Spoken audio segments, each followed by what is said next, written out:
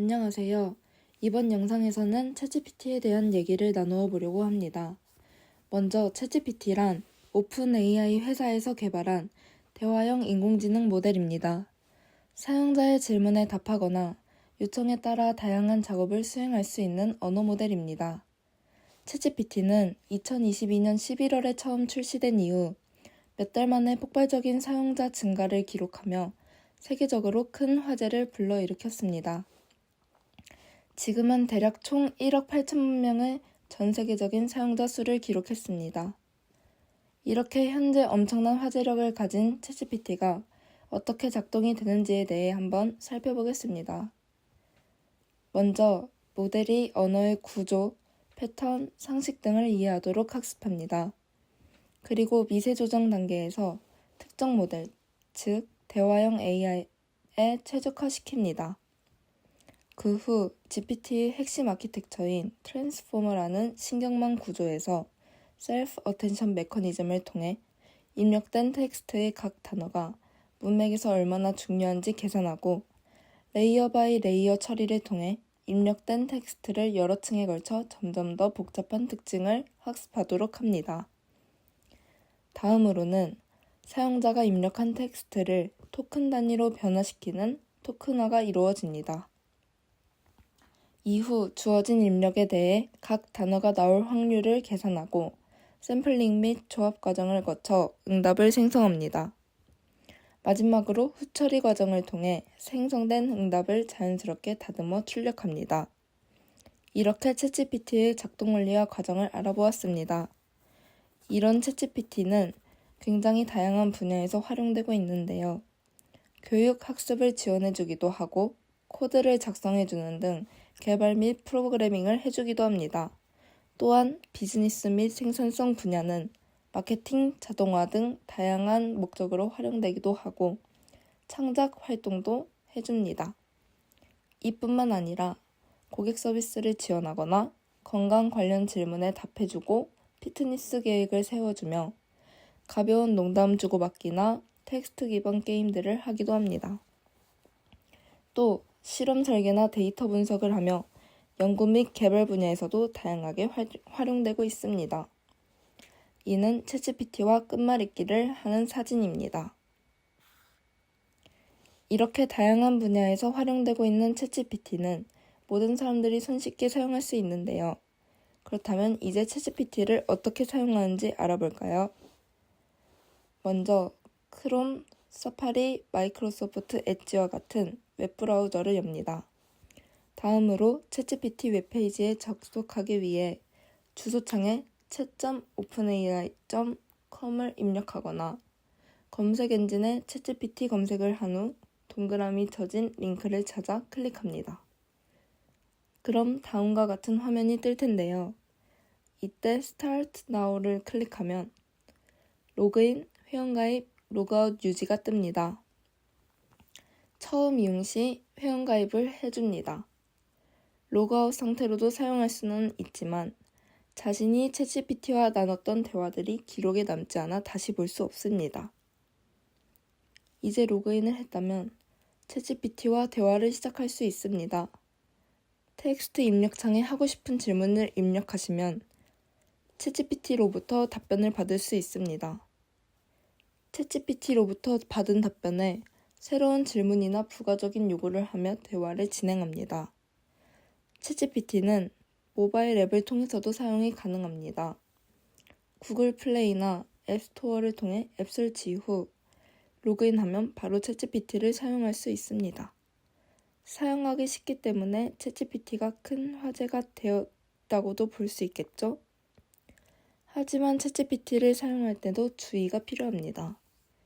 챗GPT는 다양한 정보를 제공하지만 항상 완벽하거나 최신 정보를 제공하지는 않습니다.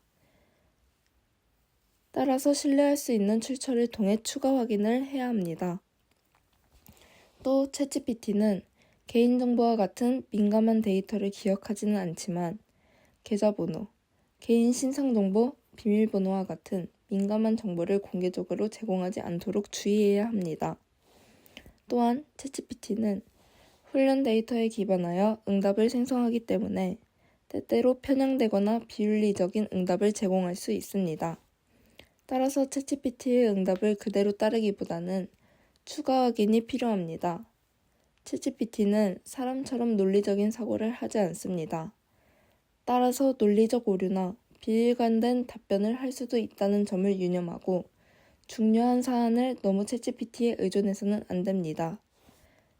챗GPT는 실제 인간의 감정, 경험을 이해하는 데 제한적입니다.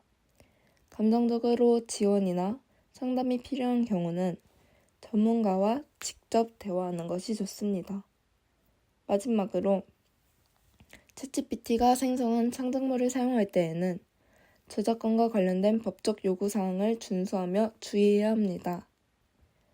이렇게 주의할 점도 상당히 많은 챗GPT를 올바르게 사용하려면 어떻게 해야 할까요? 먼저 목적을 설정합니다.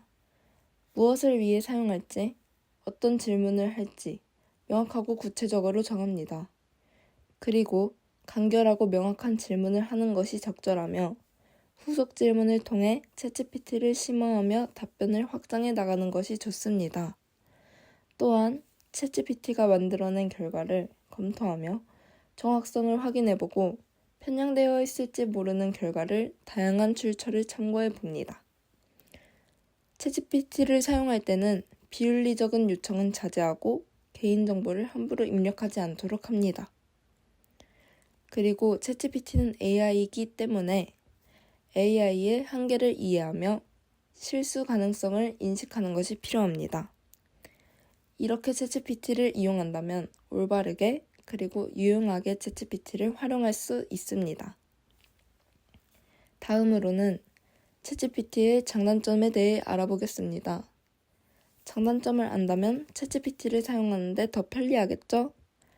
먼저 장점으로는 빠른 정보를 제공해주고 시간, 장소 상관없이 이용 가능하다는 점, 여러 언어를 이해하고 생성 가능하다는 점, 사용자의 질문에 실시간 답변을 받을 수 있어 상호작용적인 학습이나 문제 해결이 가능하다는 점, 전문가나 여러 군데 알아보는 것보다 비용적으로나 시간적으로 효율적이라는 점이 있습니다.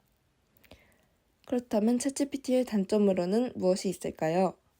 정확성 부족, 편향성 부족, 창의성의 한계, 윤리적인 문제가 있습니다. 또한 아직 챗GPT와 같은 AI 시스템에 관한 법적 규제가 완전히 정립되지 않아 사용자나 개발자 모두 책임 소재가 불명확할 수 있다는 점이 있습니다. 이처럼 챗GPT는 강력하고 유용한 도구이지만 사용에 있어서 주의가 필요하고 아직 제한적인 부분도 존재합니다. 이제 제가 시 두 편을 보여드릴 것입니다. 이 시는 눈이라는 시입니다. 잠깐 영상을 멈추고 한번 읽어보세요. 다음으로 이 시는 눈의 속삭임이라는 시입니다. 이 시도 영상을 잠깐 멈추고 읽어보세요. 이 중 하나는 챗GPT가 쓴 시라는 것이 믿겨지시나요? 그렇다면 둘 중 어떤 시가 사람이 쓴 시고 어떤 시가 챗GPT가 쓴 시일까요? 일시정지하고 한번 맞춰 보세요. 정답은 눈이라는 시는 윤동주 시인의 작품이고 눈의 속삭임이라는 시는 챗GPT가 창작한 시입니다. 이렇게 흥미로운 챗GPT, 여러분도 유용하게 한번 잘 활용해 보시면 좋겠습니다.